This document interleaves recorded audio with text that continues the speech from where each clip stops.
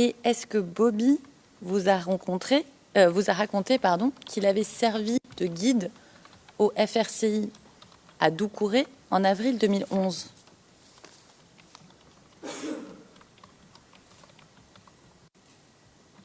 En avril 2011, non. Non, il ne m'en a pas parlé.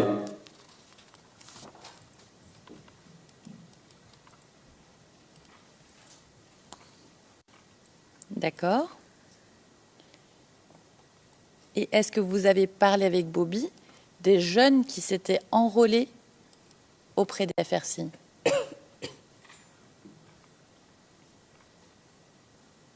Bon, il se peut, parce que sur notre plateforme, on parle de tout.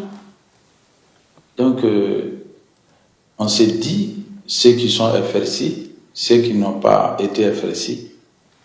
Voilà. D'accord.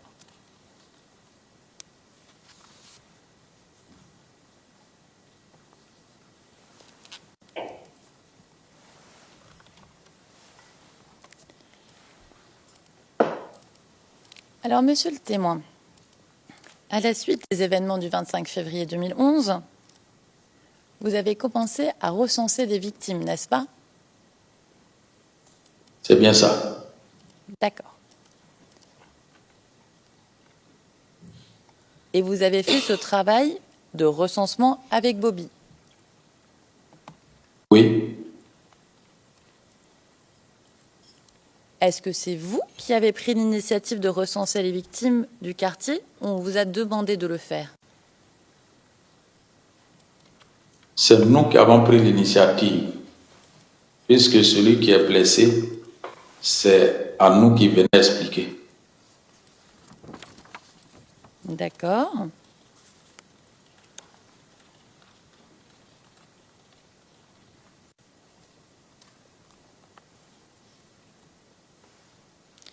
Alors, nous avons parlé tout à l'heure de Okou Traoré. Et lors de son témoignage,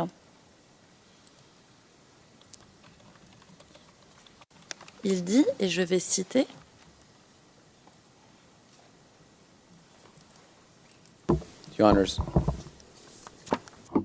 Monsieur Garcia, Monsieur le Président, désolé d'interrompre, mais j'ai une objection ici. C'est une question de principe. Et cela revient à ce que disait ma collègue il y a quelques instants. C'est contraire, complètement contraire à une décision préalable de la Chambre, à savoir confronter le témoin avec quelque chose qu'a dit un autre témoin. Le président, c'est tout à fait légitime. Si cela a été dit, ça fait partie du dossier de l'affaire. Monsieur Garcia, eh bien, notre avis est le suivant. La Chambre a déjà rendu une décision disant que la défense pourrait atteindre le même objectif en le confrontant avec les éléments fournis par un autre témoin. Ici, il me semble que le problème, c'est que nous demandons à un témoin de commenter la crédibilité d'un autre témoin alors que c'est à la Chambre de prendre cette décision. Il me semble que ce que veut faire la défense pourrait être fait autrement. Monsieur Garcia, il s'agit d'une question de procédure.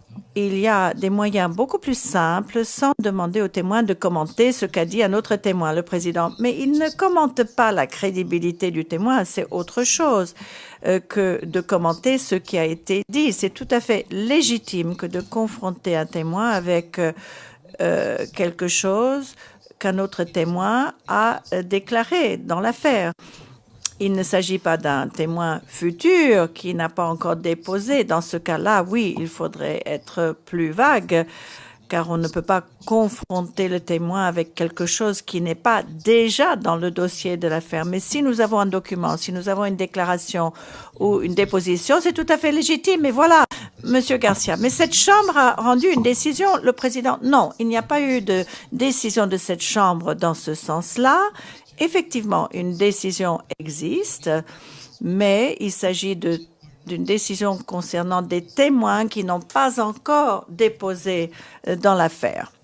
Monsieur Garcia, Je lis la décision de la Chambre, c'est ainsi que je l'ai lu. Il me semble que c'est un raisonnement que l'accusation a déjà présenté. Il s'agit de toute la question très large qui consiste à demander à un témoin de commenter la déposition d'un autre témoin. Il me semble que la défense peut le faire beaucoup plus simplement en le confrontant avec ce qui a été dit. Dès que l'on annonce le nom du témoin, cela met une certaine pression sur le témoin. C'est une objection en continu, si je puis dire, de la part de l'accusation par rapport à cette question. Le président, veuillez poursuivre, s'il vous plaît, Madame Maître Naori.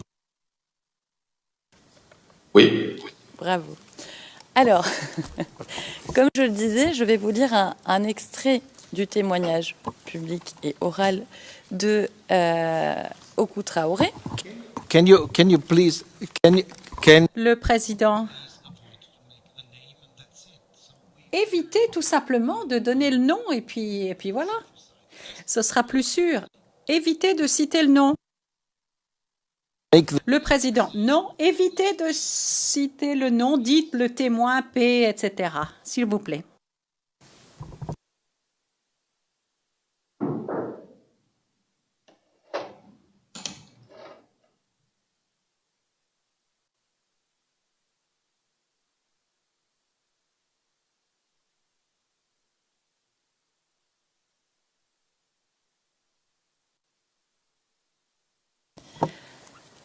Alors, je vais vous dire un extrait, monsieur le témoin.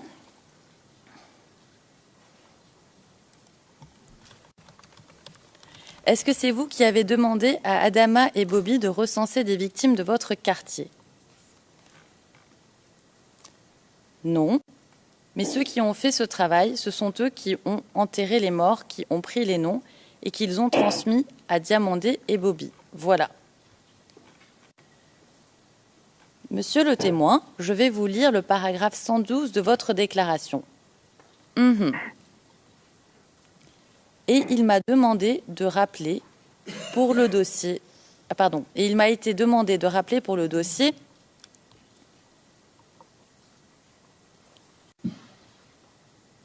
le numéro de l'attestation. Donc je vais le faire. C'est le CIVOTP 0057 13 47 45, pardon. Alors, au paragraphe 112, vous dites je voudrais préciser aux enquêteurs qu'en dehors du rapport de l'huissier de justice que j'ai mentionné un peu plus tôt,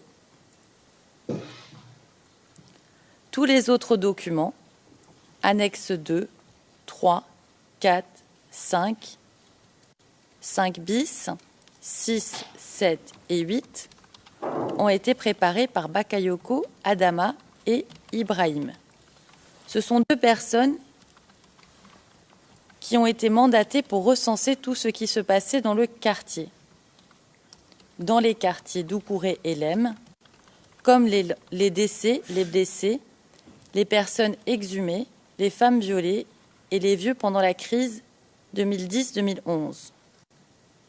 Alors je vous pose la question, est-ce que vous avez mandaté ces personnes?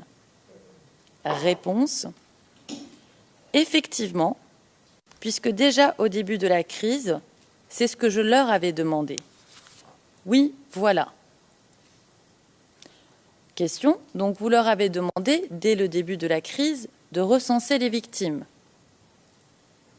Oui, j'ai commencé à faire un dossier, et c'est le dossier que j'ai actuellement.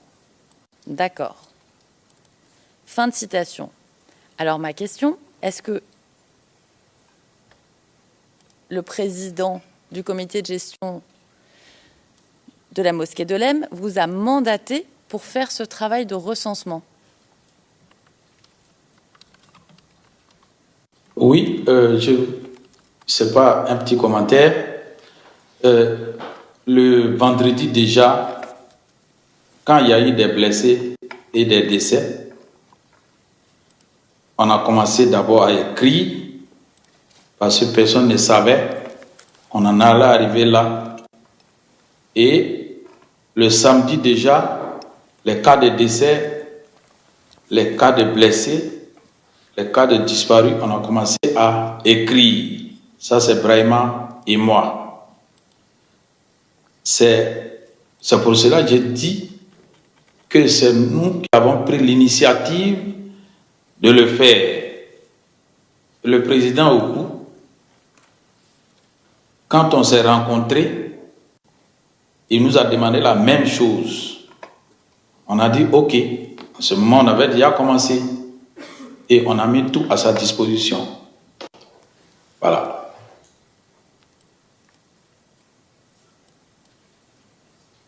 D'accord. Et est-ce que vous lui rendiez des comptes au président du comité de gestion? Oui, sur le recensement des victimes, sur les problèmes rencontrés, si. Vous avez rendu des comptes au président. Parce qu'on prie dans la même mosquée, juste après la prière, si j'ai à lui parler, s'il sort, je sors avec lui, je lui fais le point de ce qu'il y a. Si juste il y a quelque chose qui doit être informé, à la prière, généralement c'est à la prière que je lui rends compte verbalement. Maintenant, s'il y a lieu de lui donner des documents, là j'attends aux heures creuses, c'est-à-dire aux heures où il n'y a pas de prière et aux heures où il ne se repose pas. Je me rends chez lui avec ou sans Brahima, je lui remets les documents.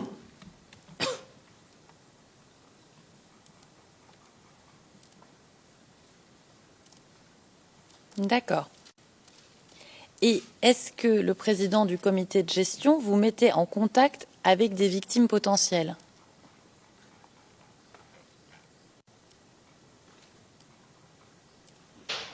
Bon, là, je m'en souviens pas, mais si, en général, quand quelqu'un vient le voir parce que elle est victime, il les envoyait vers nous, puisque c'est nous qui les inscrivons, les envoyait vers nous et on prenait leur nom.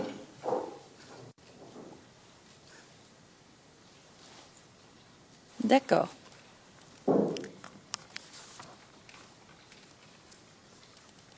Monsieur le témoin, Imbassou Ouattara vous a aussi demandé à vous et Bobby de recenser les victimes de votre quartier, n'est-ce pas?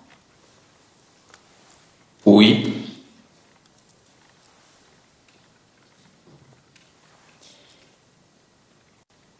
À quel moment? C'était pendant la crise post-électorale. D'accord.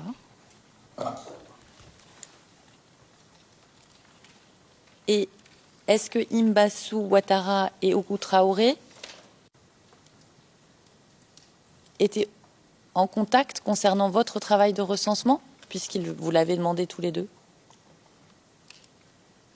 Je pense pas. D'accord.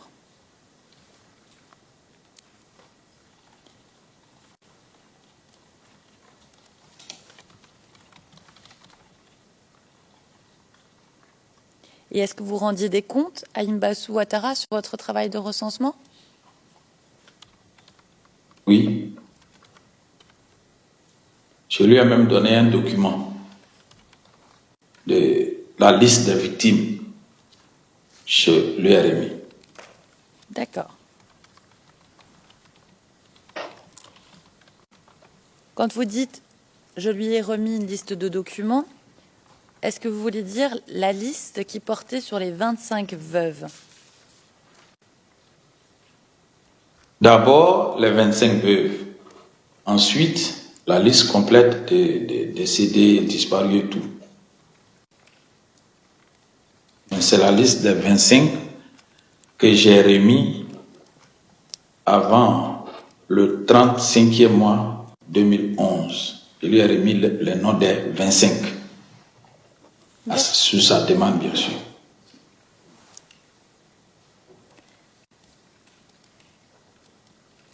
D'accord.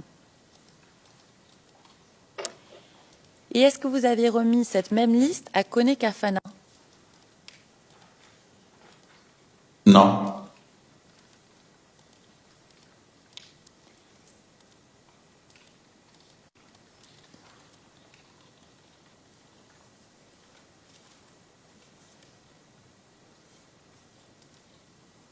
Est-ce que vous avez remis cette liste à Touré Adama? Oui. D'accord. Est-ce que vous savez si Touré Adama a remis cette liste à Kone Kafana? Il m'en a pas parlé. D'accord. Et est-ce que vous, monsieur le témoin, vous étiez présent lors de la cérémonie du 8 janvier 2012 de remise d'enveloppe aux 25 veuves organisée par le ministre Kone Kafana Gilbert? Oui. Très bien.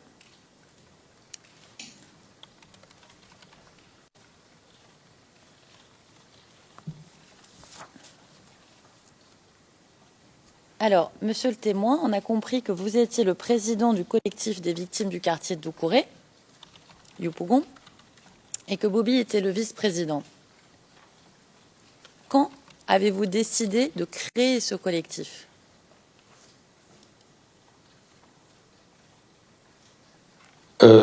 Depuis que nous avons commencé à recenser les victimes, je ne sais pas quand, mais c'est en 2013 qu'on a fait la demande de reconnaissance au ministère de l'Intérieur. Donc c'est cette date-là que nous prenons. Sinon, depuis 2011, à mon retour de mon exil interne, on a décidé de faire une liste, de trouver des bases de données, une base de données à tout ce que nous faisons.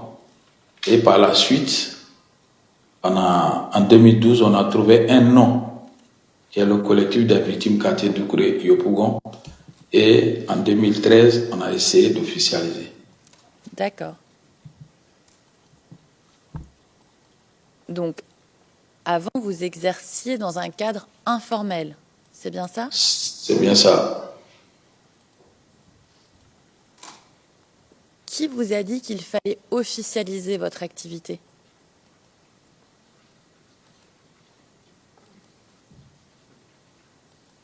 C'est nous-mêmes. C'est nous-mêmes qui avons pris l'initiative de le faire parce que pour être pris au sérieux, il faut être officiel. C'est tout. D'accord. Et pendant combien de temps après la formalisation de votre collectif avez-vous continué votre travail? Ça continue, même si aujourd'hui quelqu'un vient avec, avec son nom et des documents qui prouvent que la personne a été victime pendant la crise post-électorale ou bien depuis toutes les crises ivoiriennes, à partir de 99 bien sûr, nous on recense, même si quelqu'un vient aujourd'hui, voilà, on l'inscrit, on s'assure si la personne n'est pas inscrite chez quelqu'un d'autre, c'est-à-dire une autre association de victimes. D'accord. Donc, vous êtes toujours en contact avec toutes les victimes de votre collectif jusqu'à aujourd'hui, c'est bien ça? Pas avec toutes les victimes, parce qu'il y en a qui ne sont plus au quartier, il y en a qui ne sont plus au pays. Bon, malheureusement, il y en a des décès. Donc, en tout cas, on a la liste, on a le nom de tout le monde. Il y en a, le contact ne passe plus. Donc, on fait avec ceux qu'on peut joindre à tout moment. D'accord. Monsieur le Président, je vois l'heure, donc je me retourne vers vous. peut-être c'est le bon moment pour faire la pause.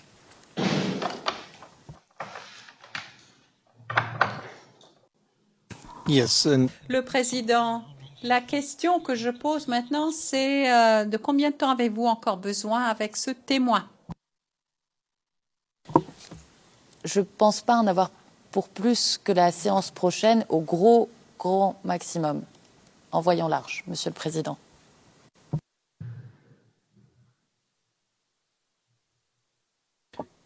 Le président, je vous rappelle que vous interrogez maintenant ce témoin depuis plus de 2 heures. Et nous avions prévu 2 heures et demie. Nous avons maintenant la pause et nous revenons après 11h30, quelques minutes après 11h30.